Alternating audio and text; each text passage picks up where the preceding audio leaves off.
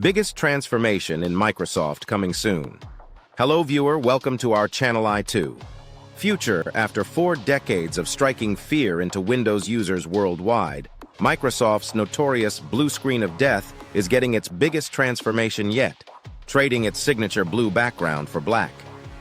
This dramatic redesign isn't just cosmetic. It's part of Microsoft's comprehensive strategy to strengthen Windows resilience following last year's devastating CrowdStrike outage that brought millions of computers to their knees globally. What's changing? The redesigned error screen features a sleek black background and strips away unnecessary elements. Gone is the apologetic frowning face that once accompanied system crashes.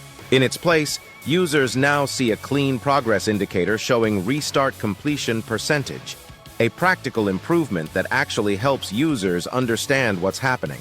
The error message itself has been condensed, making the experience less overwhelming during what's already a stressful moment for users. Beyond the visual overhaul, Microsoft isn't stopping at aesthetics.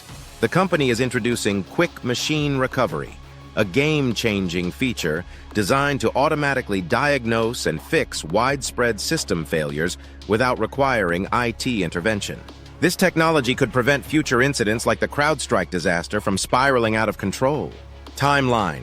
Windows 11 users running version 24H2 will see these changes roll out this summer, with additional recovery capabilities launching throughout the year. This represents Microsoft's most significant effort yet to transform one of computing's most dreaded experiences into something more manageable and perhaps less terrifying for everyday users.